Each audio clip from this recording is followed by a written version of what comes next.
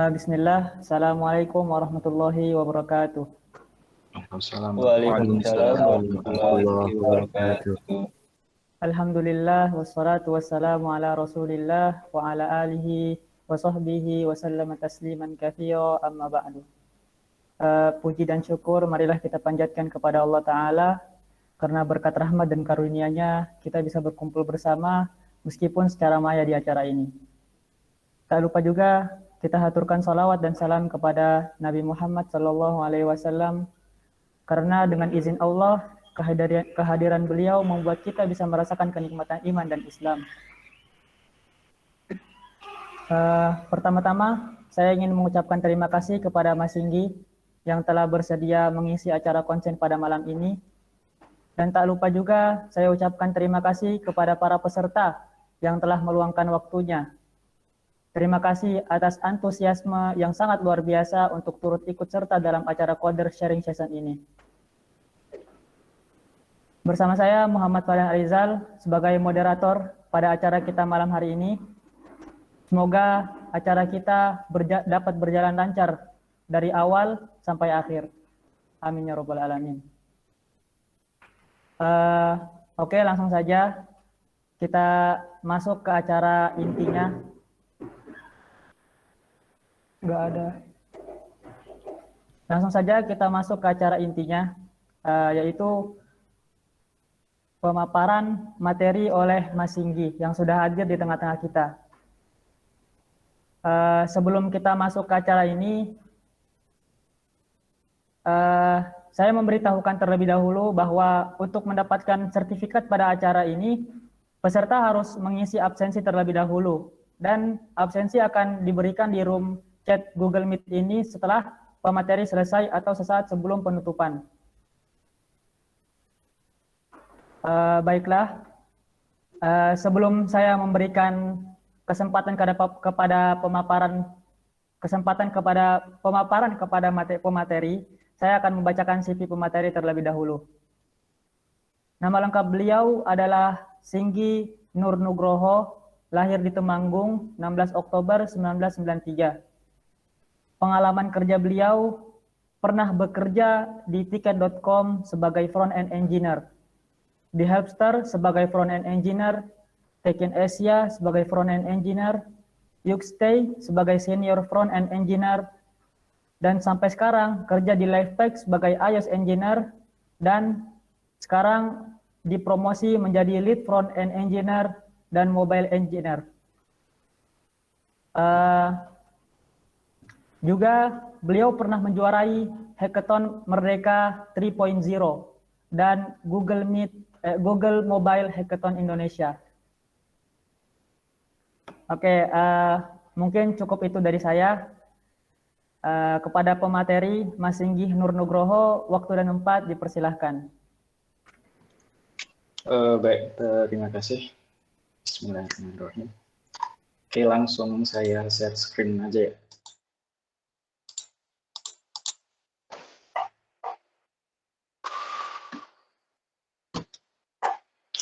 Udah kelihatan?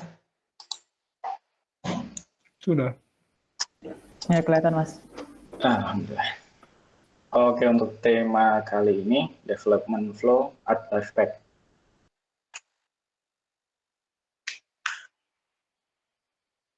Oke, perkenalan mungkin sebagian tadi udah dikenalin. Nama saya Singgi Nur Nugroho, lead front-end web dan mobile di Lifepack. Personality ENFPA menurut 16personalities.com, the one who seeks for harmonies. Development flow, known formally as SDLC atau Software Development Life Cycle. SDLC ini sebuah framework yang mendefinisikan tentang proses software industri untuk desain, develop, dan software testing, bertujuan menghasilkan high quality software yang sesuai dan memenuhi customer expectation, timeline, and cost. Dalam pembuatan software sendiri, sebenarnya nggak ada kata selesai. Ketika kita rilis atau update software, itu hanyalah sebuah step untuk mengembangkannya menjadi software yang lebih baik. Makanya proses yang jelas dengan step-stepnya itu penting, karena itu berkaitan erat dengan pekerjaan kita sehari-hari. Nah, benefit of using a formalized SDLC. Jadi, kenapa sih kita harus ngeformulasiin SDLC ini? Satu, create a common vocabulary for each step along the way. Ini lebih kayak ke rules yang nggak tertulis, tapi semuanya bisa ngerti gitu. Karena ini terjadi berulang-ulang. Ketika kita mau naikin software, kalau dari QA belum bilang testingnya done, ya engineer jangan match ke master atau main dulu di gitnya. Tapi kalau rule-rule ini pada akhirnya mau ditulis pun, ya nggak apa-apa. Dua, define communication channel and expectation between developers and project stakeholder. Stakeholder itu orang yang paling mempengaruhi atau punya kepentingan terhadap project kita. Katakanlah kita mau bikin project tentang stock management. Ya biasanya yang jadi stakeholder di sini salah satu orang operasional, nggak mesti lead-nya, tapi bisa juga karyawan yang mungkin idenya disetujui oleh lead-nya gitu. Nah, dengan adanya SDLC ini biasanya menyediakan ruang diskusi juga buat stakeholder, engineer, dan semua profesional yang bersangkutan. Karena bahasa mereka kan biasanya beda-beda tuh. Jadi harus sering berkomunikasi biar bisa sepemahaman. Ketiga, set clear roles and responsibility for your entire team. Kalau ini kurang lebih udah jelas ya. Jadi setiap role itu punya tanggung jawabnya masing-masing. Keempat, provide an agreed upon definition of done for each step to stop scope creep and help keep the project moving. Definition of done ini mungkin pernah dengar juga dengan nama lain acceptance criteria.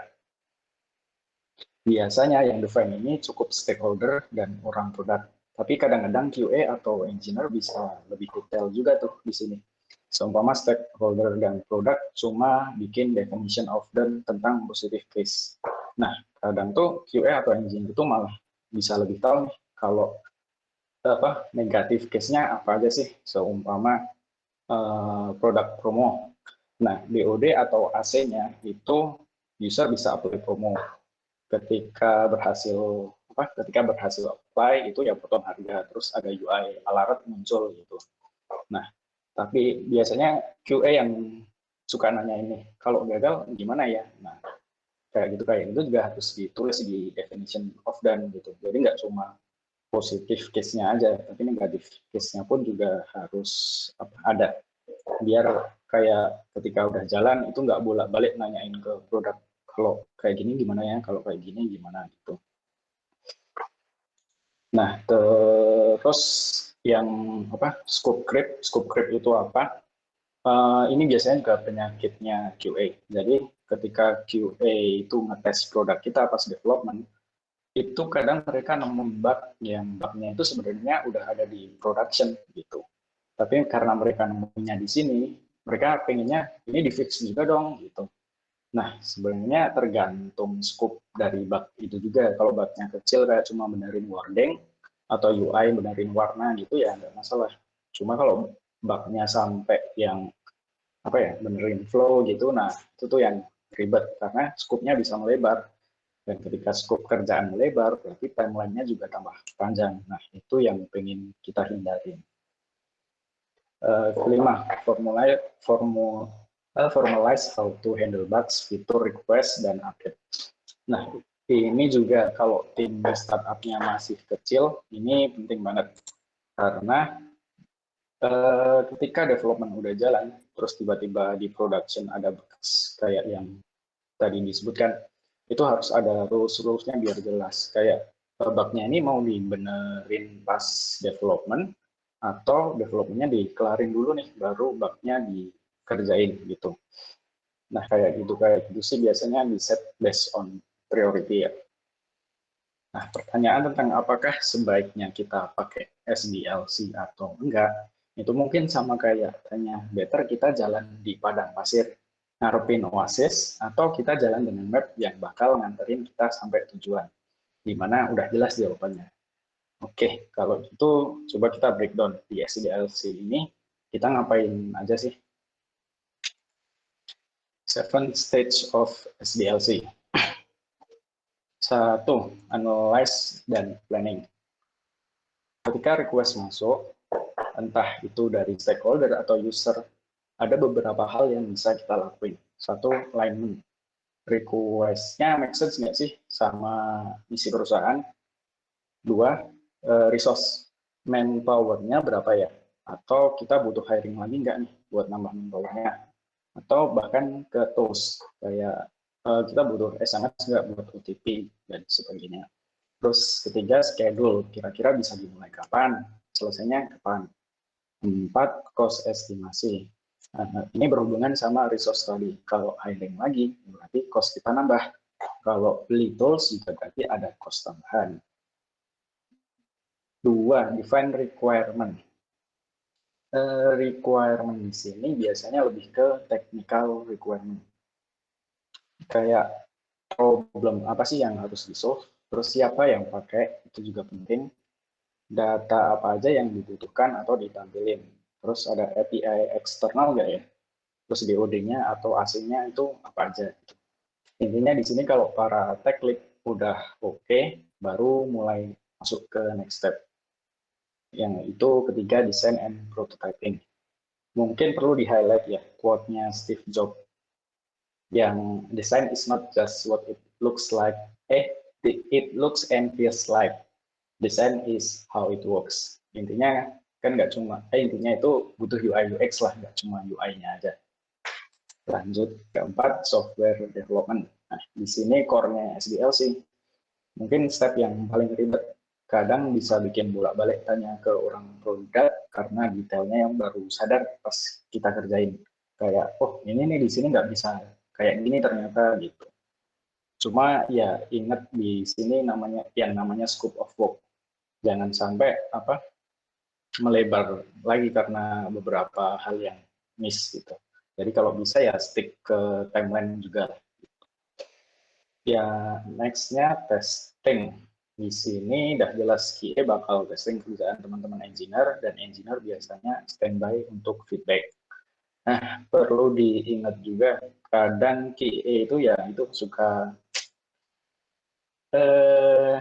nge-push hal-hal yang bug-bug yang harusnya itu dikerjain di luar scope ini. Jadi teman-teman engineer benar-benar harus berani nolak nih ketika QA balikin bug-bug yang nggak ada kaitannya dengan development ini. Tapi juga jangan yang jangan yang pakem banget harus nolak semua bug gitu. Kalau emang bugnya kecil kayak wording doang gitu ya nggak apa-apa sih, kita kerjain gitu.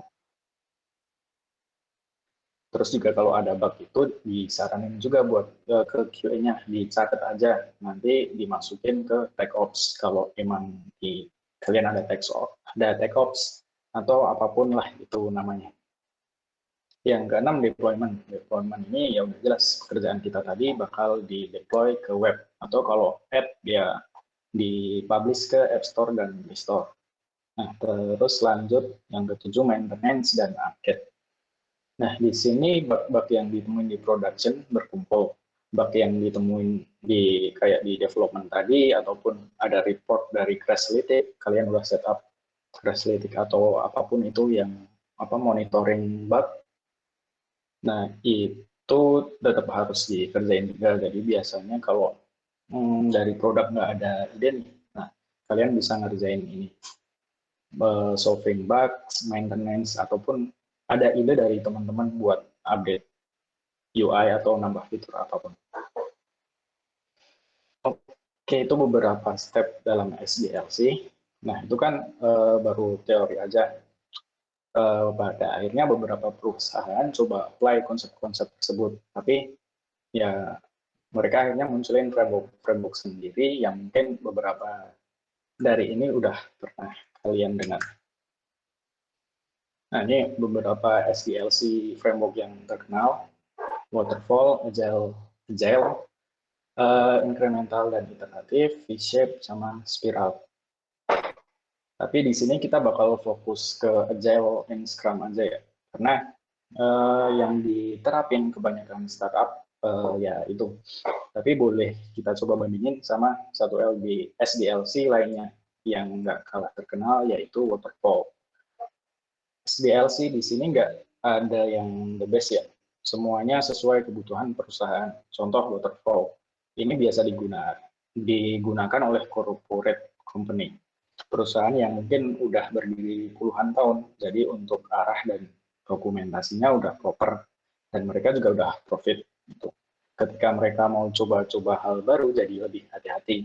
Makanya development-nya jalan sekuensial. Kayak pertama-tama nunggu requirement benar-benar fix semuanya, terus nunggu budget turun, terus nunggu approval dari atasan atau tanda tangan, baru project bisa jalan. Beda sama startup yang nerapin agile atau ngejar MVP, karena biasanya mereka belum punya cukup dokumentasi ataupun arah yang jelas kemana.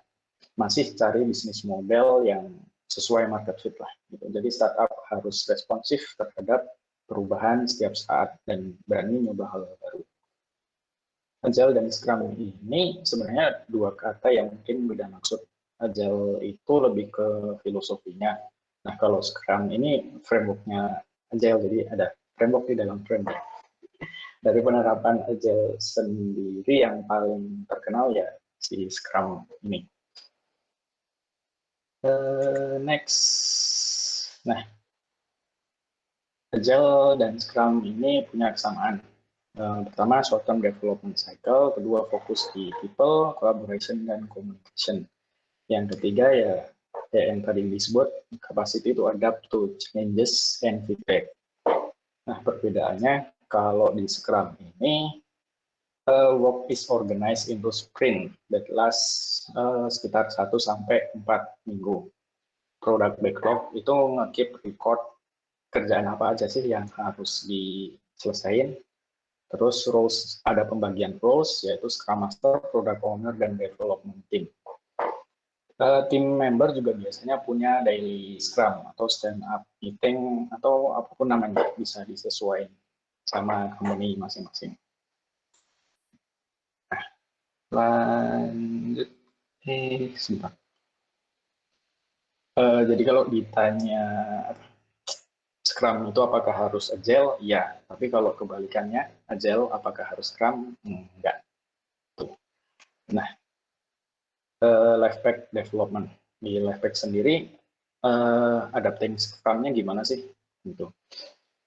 Nah, short story, kita nggak pilih Scrum ini based on musyawarah, tapi memang ini decision dari Bapak CTO dan CEO kita. Mereka belajar dari tempat kerja dulu di Samsung, terus diimplement di perusahaan-perusahaan berikutnya sampai kita ketemu di tiket.com. Dan sampai saat itu sih yang apa mereka terapin selalu jalan baik. Akhirnya dibawa sampai ke Lifepack, karena dulu awal-awal ini Lifepack emang mostly jebolan tiket.com gitu. Ya bahkan si levelnya itu bisa dibilang dari tiket.com semua dulu yang awal, walaupun sekarang udah nambah si level dan bukan dari tiket sih gitu. Dan apa lead engineer-nya itu juga bisa dibilang dari tiket.com semua. Front end saya, terus back end tuh ada juga satu lulusan pondok jadi lead back end engineer juga, namanya Widada. Terus ya ada 2 orang lagi lah dari tiket gitu.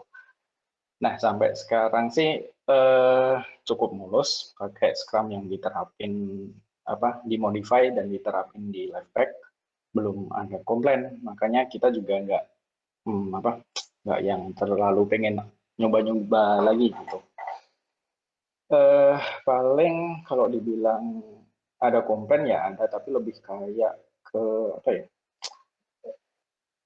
Cuma requirement-nya kok tambah-tambah mulu sih, atau ada yang berubah-berubah mulu. Padahal sebenarnya kalau kita balik lagi ingat tentang kenapa sih kita nerapin Agile, itu kan ya salah satunya kita harus bisa beradaptasi dengan perubahan gitu. Nah, kalau dibilang komplainnya salah apa enggak, ya bisa iya bisa enggak, karena dengan komplain juga kan kita bisa membangun feedback yang lebih baik gitu. Nah,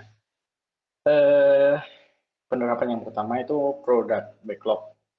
Nah, biasanya tuh product backlog kalau di SDLC yang mungkin SDLC lain itu mereka belum bikin prototype, karena Tapi karena di kita itu desainernya sama produknya itu jalan bareng, mereka kerjanya berdampingan gitulah. Makanya prototipe-nya biasanya udah kebikin ketika produk backlog-nya ini sudah jadi.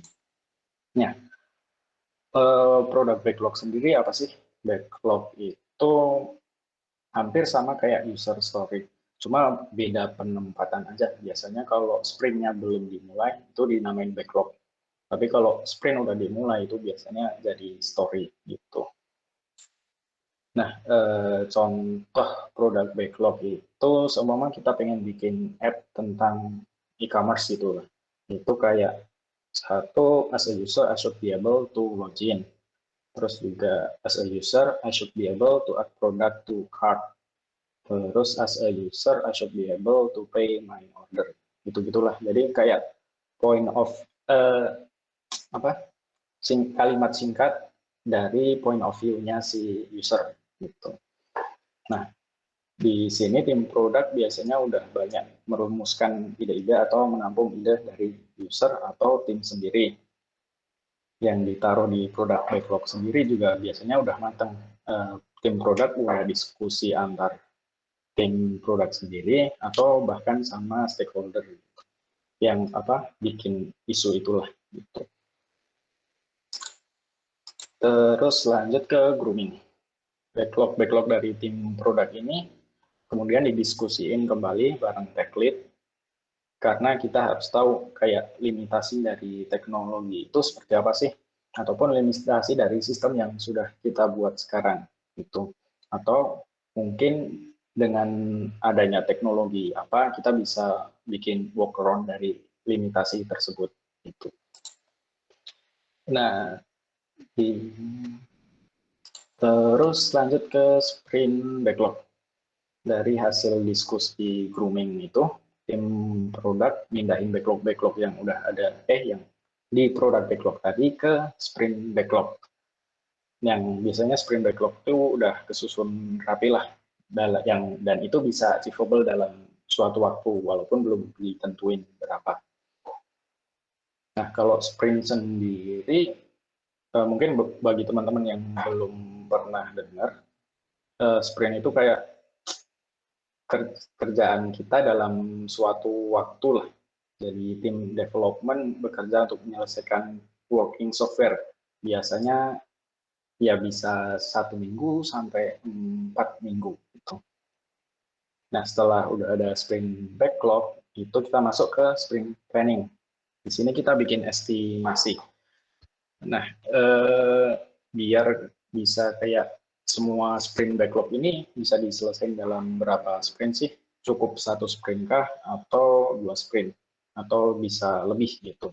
Cuma biasanya ketika lebih dari 1 sprint itu cara pengerjaannya agak beda.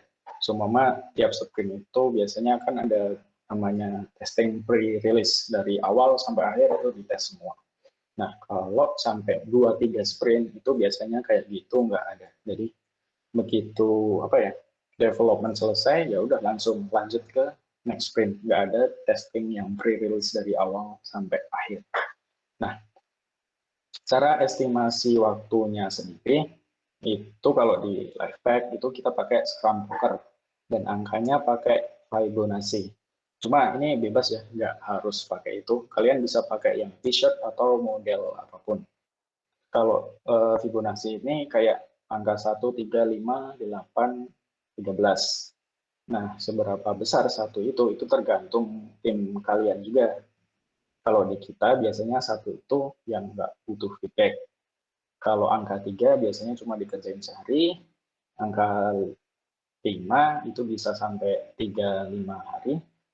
Nah, angka 8 itu 5 hari lebih. Dan biasanya kalau angka ini menunjukkan bahwa story itu terlalu besar dan itu harus dipecah gitu. Kalau dipecah nanti bakal ada bolak-balik lagi nih ke tim produk biasanya. Jadi ada meeting lagi dan bisa jadi grooming lagi gitu. Cuma kalau memang pemecahannya simple sih ya biasanya kita langsung pecah saat planning ini juga gitu. Ada yang bilang kalau estimasi itu kurang oke. Nah, Iya, kalau kalian baru ngejalanin sprint 1, 2, 3 kali, itu biasanya estimasinya masih sering melenceng jauh. Tapi harusnya kalau kalian udah ngejalanin lebih dari 4, 5 sprint itu ada pola lah di situ. Kalian bisa tahu pattern-nya. Jadi harusnya estimasi kalian lebih mendekati. Tuh. Nah, setelah estimasi ya udah sprint jalan, di sini development atau modding udah mulai lah. Gitu. Dan kalau satu story udah kelar, biasanya langsung dites ke QA gitu. Dan seterusnya sampai akhirnya testing pre-release itu dan release working software. Nah, di Lifepack sendiri ketika rilis biasanya kita maunya MVP, jadi nggak mau kayak rilis satu fitur doang. Gitu. Seumpama ya kalau app awal kan rilis cuma login doang itu kan nggak make sense ya. Jadi kalau bisa sih rilis ya ada loginnya, ada ordernya, ada juga buat logout itu. Nah itu yang baru kita rilis. Nah terus selanjutnya feedback and validation. Nah ini sebenarnya juga hampir sama kayak maintenance tadi. Itu mirip lah. Kalau ada feedback ya ditampung di TechOps, kalau ada bugs juga bisa dimasukin di TechOps, kecuali bugnya itu blocking transaksi. Nah itu udah di set priority teratas lah dan harus di fix saat itu juga. Bahkan ketika sprint berjalan, ya udah sprintnya harus di hold dulu, bugnya di fix, baru tuh lanjut sprint lagi. Gitu. Nah terakhir sprint retrospektif. Ini kayak waktu evaluasi buat kita lah di dalam proses sprint ini biasanya. Kita ngungkapin masalah-masalah yang terjadi di dalam sprint. Entah itu masalah di sistem kita, ataupun bahkan masalah antara teman kerja lah. Semua ada teman yang agak, ini kok dihubungin susah banget. Kan sekarang lagi WFH semua, kadang ada teman yang dihubungin susah banget, itu juga dicantumin di situ aja nggak apa-apa. Atau mungkin ada yang ngerjainnya kok lama banget ya, padahal poinnya tadi cuma satu, tapi nyampe seharian lebih. Nah, itu juga diungkapin di situ nggak apa-apa. Jadi biasanya ada kolom, ada 3 kolom, yang satu kenapa senang, terus yang satu kenapa sedih, dan apa yang bisa diimprove gitu. Nah, itu diungkapin semua dan anonimus. Cuma pada akhirnya sih biasanya karena apa yang ditulis itu kadang nggak jelas, jadi ya tutup aja pada ngaku, oh itu punya aku. Jadi maksudnya gini, gini, gini, gini. Nah, kurang lebih seperti itu SDLC di Lifepack. Dari beberapa hal ada yang kita modif lah, nggak sesuai nggak sama persis dengan Scrum yang seharusnya. Kayak kita juga nggak punya yang namanya Scrum Master karena di kita sih PMO ya alhamdulillah bisa memfasilitasi pekerjaan kita. Jadi selama ini sih kita belum butuh Scrum Master gitu. Nah, lanjut dengan SDLC yang bagus, itu biasanya bakal ngelahirin sebuah kultur. Di Lifepack sendiri kita ada kultur yang namanya CJT, Collaboration, Commitment, and Trust. Yang collaboration ini ya semuanya udah tahu lah kalau namanya kerja itu ya jelas harus ada kolaborasi itu. Jadi kenapa kita hiring orang? Ya karena kita mau kerja bareng sama orang itu. Kalau istilahnya tuh ada yang apa ya? Kalau kamu pengen jalan cepat ya jalan sendiri. Tapi kalau kamu pengen jalan jauh ya jalan bareng-bareng, kerja bareng-bareng gitu. Jadi kalau emang biasanya ketika kita ngerjain software itu bakalan lebih cepat kalau kerja sendiri karena kayak arsitekturnya atau apapun itu kayak kita udah tahu lah dan kita mau pakai ini udah biasa ngerjain itu udah lah langsung bikin gitu. Itu biasanya kan cepat, tapi ya namanya apa ya individual itu pasti ada salahnya. Nah, itu biasanya yang nggak bisa kita cover kalau kita kerja sendiri. Makanya bisa butuh tim. Dan dengan tim yang bagus kan juga kita bisa achieve beberapa hal yang nggak bisa kita achieve sendiri lah. Terus ke komitmen, ya jadi karena kita juga WFA, komitmennya itu penting ya. Mungkin jam kerja fleksibel, katakanlah patokan dari kantor emang jam 8 sampai jam 5 ya. Tapi kan ya kita kerja itu berdasarkan tas-tas yang udah di-define. Dan itu bisa aja kita kerjain malam hari gitu. Tapi kan balik lagi jam kerja itu dari jam 8 sampai jam 5. Dan di antara jam itu kita sebaiknya standby gitu. Karena kita udah komitmen mau bekerja di jam itu. Kalau ada temen yang hubungin, itu jadi bisa langsung cepet tanggap lah. Nggak molor-molor gitu. Karena bisa jadi juga temennya butuhnya cepet gitu. Kalau dari kita jawabnya lama-lama, ya mereka juga kerjanya molor juga gitu. Jadi ya gitulah. Saling apa namanya? Intinya kalau satu molor jadi molor semua gitu. Nah terus trust ya karena kita kerja bareng itu juga penting sih. Percaya sama seumpama aku sebagai lead, ketika aku ngebagiin tas ke teman-teman, ya udah aku bakal percaya kalau teman-teman itu emang capable buat ngehandle tas itu gitu. Dan juga dari teman-teman juga percaya kalau aku bisa ngebantu kalau ada masalah itu. Nah, itu sih kurang lebih udah paling dari aku sekian aja. Mungkin tak kembaliin lagi ke moderator MC. Oke, itu dia pemaparan dari Mas Singgi. Mungkin sebelum kita masuk ke penghujung acara, saya ingin mengingatkan terlebih dahulu kepada para peserta untuk mengisi link absensi pada room chat ini, biar bisa dapat sertifikatnya.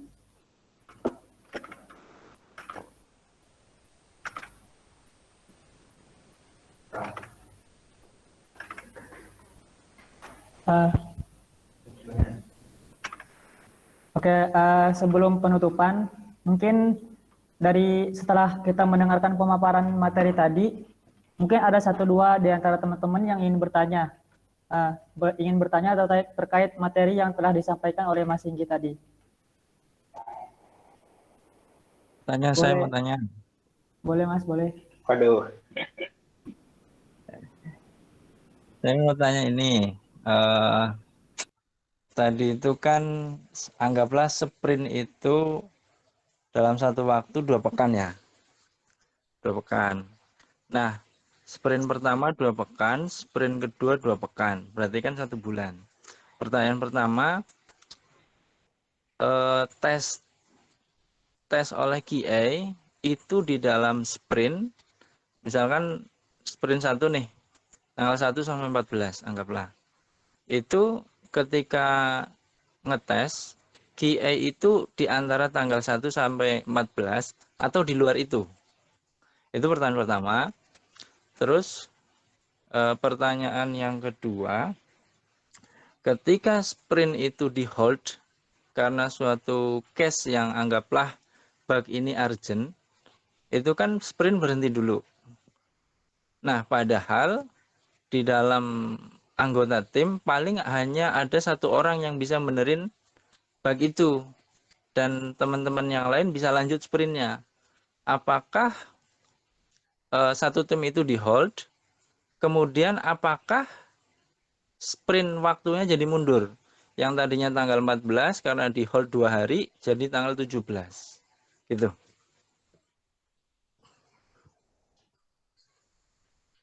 Monggo. Halo? Oke, ya. Langsung aja saya jawab ya. Nah, untuk pertanyaan yang pertama, dalam satu sprint mungkin ya katakanlah tanggal 1 sampai 10.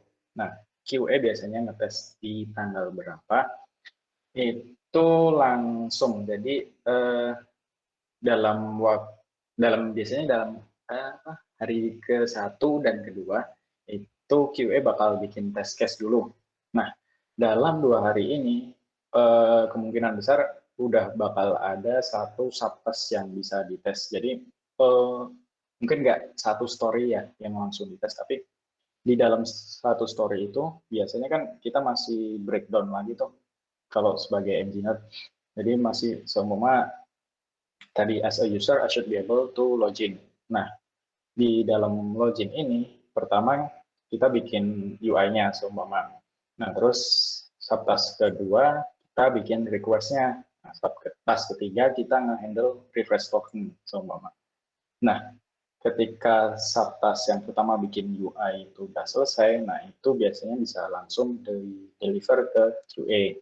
Atau mungkin subtask pertama dan kedua selesai bareng nih, itu juga bisa langsung deliver ke QA. Jadi QA udah punya kerjaan di hari ketiga gitu. Memang mostly biasanya di hari ketiga. Nah, terus di akhir, ya sampai akhir sih, biasanya QA bakal ada tas terus karena bakal ada feedback bolak-balik dari developer ke QA, ntar dibalikin QA lagi ke developer, itu juga kadang masih ya gitu lah, bolak-baliknya banyak sampai mungkin kalau QA-nya udah di akhir udah di akhir sprint itu QA bakal kayak ngetes ya sisa-sisanya aja, jadi developer kebanyakan standby di akhir-akhir itu gitu. Nah, tapi kalau yang pre-release yang testing dari awal sampai akhir itu biasanya di luar sprint gitu. Jadi ada waktu tersendiri buat pre-release. Nah, terus buat pertanyaan yang kedua, ketika ada bug ya di production dan itu penting, yang pertama kan jelas di trace dulu. Itu biasanya belum sampai nge-hold sprint. Jadi ketika ada satu orang keluar sebentar buat nge-trace bug-nya, nah itu dia kemungkinan bakal tahu nih bug-nya ini cukup dikerjain orang back end aja atau orang front end aja atau butuh kedua-duanya gitu. Nah, kalau ternyata memang butuhnya cuma orang back end aja, itu emang biasanya nggak sampai nge-hold sprint. Jadi ada satu orang keluar, udah ya udah ngerjain bug itu, terus ntar kalau udah selesai balik lagi. Cuma kalau emang butuh back end, front end, dan itu kemungkinan juga bakal butuh QA kan. Nah, itu berarti kan resource-nya kepake semua. Nah, itu yang di hold sprint-nya. Kalau udah di hold, itu biasanya si project manager itu dia punya buffer di dalam setiap sprint yang timeline-nya dikasih ke BOD. Jadi biasanya kita manfaatin buffer itu buat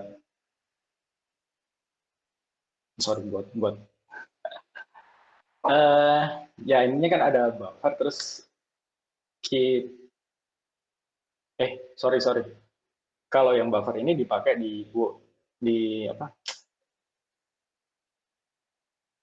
pertanyaan yang sebelumnya bukan pertanyaan, di pengerjaan yang sebelumnya. Jadi yang keluar lebih dulu itu kan biasanya juga mesti ada kerjaan backend yang molor kalau emang backendnya satu keluar. Nah, itu kita manfaatin buffer tuh. Jadi kalau molor cuma kayak sehari itu biasanya masih oke. Nah, kalau yang sampai nge-hold itu emang biasanya sprintnya diperpanjang, dan itu kita kasih tahu ketika tech lead-nya ada bukan weekly ya, biasanya weekly 2 minggu sekali kita ada meeting sama BUD. Nah, kita kasih tahu nih kenapa timeline-nya molor sih, karena kemarin nemuin bug ini gitu. Nah, sorry jadi gagal. Apakah sudah menjawab, Mas Usman? Iya, cukup menjawab. Berarti ini ya, QA itu di tengah-tengah sprint, awal sprint, atau hampir akhir sprint dia tetap ini ya, ngecek-ngecek terus, tektokan terus. Bahkan ketika nemu bug itu langsung disampaikan dan langsung diperbaiki saat itu juga toh. Iya. Berarti kan bukan membuat bug untuk backlog next sprint kan? Nah, tergantung bug-nya Mas Usman. Jadi ketika bug-nya itu di dalam scope of work-nya sprint ini, semua kita bikin fitur login itu. Nah, ketika bug-nya itu kalau login pakai user ini kok nggak bisa sih? Nah, itu kan berarti masih di dalam scope itu. Tapi kalau ternyata bug-nya itu kayak apa ya, ini habis login kok ternyata di home jadi kayak gini gitu. Nah, mungkin bisa jadi itu bug yang ada di production gitu, bukan karena kita nambahin fitur ini. Nah, ketika bug yang emang sudah terjadi di production, itu bisa kita lempar ke tech ops gitu. Kalau emang apa ya, impossible dikerjain dalam sprint ini. Tapi kalau semua bugnya ternyata cuma kecil, kita ngoding bentar aja udah oke, ya udah dimasukin ke sprint ini gitu. Oh, Gitu. iya, iya. Oh iya, satu lagi. Kalau di live pack itu untuk sprint review sama sprint planning itu beda ini ya, beda hari ya? Beda, Apa jadi Mas. satu satu ini session? Beda. Soalnya kan sprint planning itu di depan ya. Kalau sprint review Mm-mm. kan di belakang. Dan Mm-mm. biasanya itu takes time sih. Emang biasanya itu nyampe setengah hari sendiri. Sprint planning pun bisa setengah hari, sprint review pun bisa setengah hari. Nah, tapi sprint review ini biasanya kayak lebih ke apa ya? Acara yang dibuat have fun aja gitu. Nggak seserius sprint planning. Biasanya kalau sprint planning kan kayak kita harus mikir nih apa possible kondisinya apa aja di situ gitu. Nah, kalau sprint review itu dulu kalau apa sebelum WFA itu ya kita bisa sambil makan-makan lah, kita beli apa terus nyantai, duduk-duduknya juga nggak harus yang tegang-tegang banget gitu. Jadi emang beda hari sih gitu. Setelah sprint planning kelar biasanya ada masa ya 2-3 hari developer atau ya semuanya lah itu ngerjain hal di luar sprint. Jadi seumpama developer punya tech debt tuh kayak karena kita ngejar timeline, jadi codingan kita belum serapi yang seharusnya nih gitu. Nah, itu biasanya developer ngerjain itu. Nah, terus QA bikin entah mereka ngerapiin apa tools-tools mereka atau nyari bug-bug lain gitu. Nah, kalau udah baru tuh ada grooming sama langsung sprint planning nih. Kalau grooming kan biasanya tech lead aja ya ikut. Kalau planning semuanya, semua anggota ikut gitu. Oh, berarti sprint review, ya kan? Sprint review itu isinya kan berarti kayak mempresentasikan hasil kerjaan tim ya, tapi santai gitu ya. Bukan hasil kerjaan juga sih, Mas. Lebih ke kayak masalah apa aja sih selama di sprint itu. Gitu. Mungkin kalau Oh. hasil kerjaan udah pada tahu semua ya. Hasil itu kan ada product owner ya, apa enggak? Mm-mm. Nah, Oh, product owner tahu hasil kerjaannya bukannya ketika didemokan di sprint review ya? itu beda lagi. Itu emang namanya demo sih. Nah, Oh, itu tadi, demo. sorry ya, mungkin itu agak miss tadi nggak tak masukin. Nah, demo ini biasanya emang sebelum sprint apa retrospektif. Tapi demo ini biasanya yang ikut cuma QA, orang produk sama stakeholder aja gitu. Jadi engineer mostly nggak ikut kecuali buat nge-config awalnya kalau emang itu butuh apa ya butuh config lagi lah. Tapi di kita biasanya itu udah automation. Jadi begitu naik ke production itu naik ke environment UAT juga namanya. Nah, biasanya environment UAT ini yang bakal dibuat presentasi. Gitu. Jadi tim engineer udah nggak ikut campur di dalam demo. Oh, ketika demo itu tim engineer nggak ikut campur ya? Yes, Nggak ikut udah. campur. Hmm. Ya, ya, ini agak beda memang, udah dimodifikasi ya. Itu berarti setelah sprint review, kemudian itu tim itu melakukan kayak rapi-rapi gitu ya, sehari 2 hari gitu ya. Iya. Hmm. Nah, berarti setelah sehari 2 hari itu terus habis itu sprint planning lagi Iya, untuk betul. next sprintnya. Iya. Oh iya ya. Kalau di sana satu sprint itu berapa lama? Berapa hari maksudnya? Sama sih, kebanyakan 2 minggu. 2 pekan ya, dua Iya. pekan ya satu sprintnya. Kalau retrospektif itu setelah sprint review atau sebelum sprint planning? Di akhir sprint, jadi ketika udah deployment, itu baru kita ada retrospektif. Oh, berarti setiap 2 pekan juga. Atau Nah, digabung, retrospektif sama review digabung ya, berarti ya. Jadi satu session ya. nggak bisa sih, soalnya kalau retrospektif kan juga harus ada QA, ada orang produk, ada semuanya lah yang terlibat di situ. Sedangkan kalau Oh. ya itu sprint review atau demo, itu kan juga harus ada QA sama produk juga. Nah, jadi harus beda hari. Tapi retrospektif ini nggak selalu di setiap akhir sprint, Mas. Jadi biasanya di sprint yang apa ya, yang banyak masalah aja atau yang jengkelin gitu. Kok sprintnya agak ribet banget sih? Kenapa gitu? Baru kita ngadain retrospektif. Cuma kalau sprintnya lancar itu biasanya kita nggak ada retrospektif. Gitu.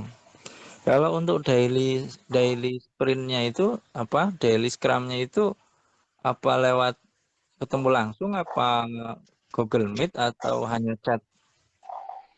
Kalau dulu pas WFO ya kita tiap pagi lah jam 8-an gitu, ya udah berdiri terus ngobrolin apa aja yang bakal dikerjain hari ini atau ada kendala gak sih hari ini gitu. Tapi kalau pas WFH gini ya pakai Google Meet gitu. Berarti Google Meet tiap jam 8 itu ngumpul bareng ya, satu tim itu ya. Dia maksud dan itu udah ada di kalender sih. Jadi ya tinggal ngeklik link aja di kalender. Itu tim development sama PMO ya. Iya, mostly Product tim owner nggak ikut, apa ikut? harusnya sih ikut, tapi eh, jatuhnya jadi kadang-kadang aja, nggak Oh, selalu ikut gitu. oke oke oke. Berarti Pada product owner yang wajib ikut itu ketika demo sama ya, review paling ya. iya betul betul. Oke oke, sip. Yang lain monggo.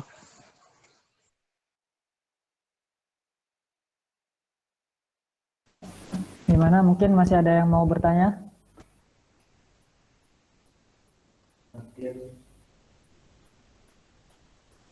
Saya dari alumni, mungkin Mas Yosa atau mungkin ada Mas Faisal juga di sini nih. Eh, ada pertanyaan dari Abimanyu Gatia Daneswara. Pertanyaannya, perlu nggak ya QA itu ngasih test case ke developer untuk diimplement test case-nya di unit test? Karena takutnya nanti ketika lagi tahap testing oleh QA ada temuan banyak bug dan itu proses fixingnya itu mempengaruhi timeline yang jadi motor, yang jadi molor. Gimana Mas? Oke, nah ini tergantung developmentnya yang apa, develop apa sih namanya kayak TDD dan sebagainya itu. Kalau startupnya eh, apply TDD apa enggak? Jadi kalau startupnya apply TDD emang better, test case-nya dibuat bareng sama developer gitu. Jadi ntar ketika udah ngoding selesai itu ada automation yang bisa langsung checklist semua unit testnya ataupun test case-nya dari QA. Tapi selama ini sih pindah-pindah di beberapa startup TDD itu susah banget ditemuin. Hampir nggak ada yang implementasi TDD karena startup itu ngejar timeline. Jatuhnya justru kalau pengen bikin unit test itu di luar sprint. Ya kayak kalau di Lifepack sendiri, ya itu pas senggang 1, 2, atau mungkin 3 hari itu kita bikin test case, bikin unit test gitu. Nah, kalau masalah bug-nya mempengaruhi timeline apa enggak, nah itu gunanya estimasi tadi. Kalau emang teman-teman udah estimate kerjaan kita bakal selesai dalam 1 sprint, ya itu komitmen kita berarti sebagai developer. Kalau emang masih ada bug sampai mungkin 2 hari terakhir, ya udah kita harus lembur jatuhnya gitu. Dan menurutku itu fine-fine aja karena emang kita yang estimasi, kalau ada yang salah ya udah berarti itu tanggung jawab kita. Gitu.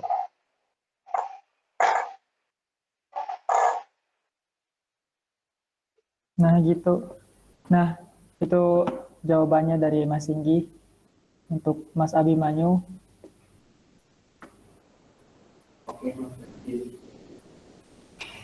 mungkin ada lagi yang mau bertanya?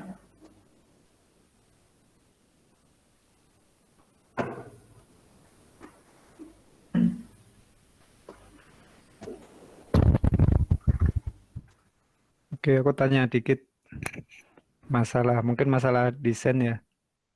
Itu tadi kan yang pertama kan produk backlog dulu ya. Tadi diceritain kalau produk backlog itu kayak ya user bisa login, user bisa logout seperti itu. Nah, itu kemudian grooming. Nah, setelah grooming masuk ke desain. Nah, itu dari tim desain itu biasanya dapatnya apa sih? Apa masih bentuknya kayak tadi brief, kayak yang tadi produk backlog atau udah ada wireframe gitu? Gimana, Mas Singgi? Oke, Mas Ibnu. Jadi kalau di Lifepack, sebenarnya kalau SDLC yang umum kan desain dan prototype itu dikerjain setelah sprint backlog-nya ada. Kalau produk backlog itu masih belum ngerjain mereka. Tapi karena di Lifepack ini desainernya juga cuma satu dan itu kerja bareng, pokoknya apa ya, udah deket banget lah sama produk, bisa dibilang ya udah mereka emang ngerumusin sesuatu bareng gitu. Jadi biasanya kalau produk backlog udah ready, itu prototype-nya juga udah ready gitu. Tapi belum jadi desain high fidelity nih. Nah, terus pas grooming, mereka konfirmasi dengan prototype itu, oke nggak sih teknologi yang bisa diimplementasi teknologi kita nggak sih? Atau sistem kita masih nyambung nggak di sini? Nah, kalau enggak, ya berarti prototipe-nya kan ada yang dirubah lagi. Cuma kalau dari tech lead-nya udah oke, ya udah lanjut dimasukin ke sprint backlog. Nah, selama proses masukin ke sprint backlog itu biasanya desainer juga udah bikin tuh high fidelity-nya. Terus kalau kita tools-nya pakai Zeppelin ya buat deliver ke engineer-nya. Jadi biasanya ketika sprint udah ready, itu sebagian besar desain di Zeppelin juga udah ready. Tapi emang biasanya nggak semua. Dan itu masih fine-fine aja karena yang yang belum ke delivery itu biasanya yang ada di akhir sprint, tas-tas di akhir sprint. Ketika developer ngerjain desain yang udah di deliver, itu desainer bisa sambil mendesain desain yang buat tas terakhir gitu. Nah, kurang lebih seperti itu sih lifecycle designer di Lifepack. Oke, matur nuwun.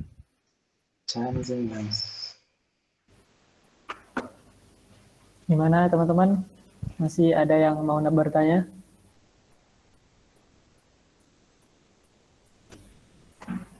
Oh ya, buat teman-teman jangan lupa ya untuk mengisi data-data mengisi absensi di link yang telah saya bagikan di chat room.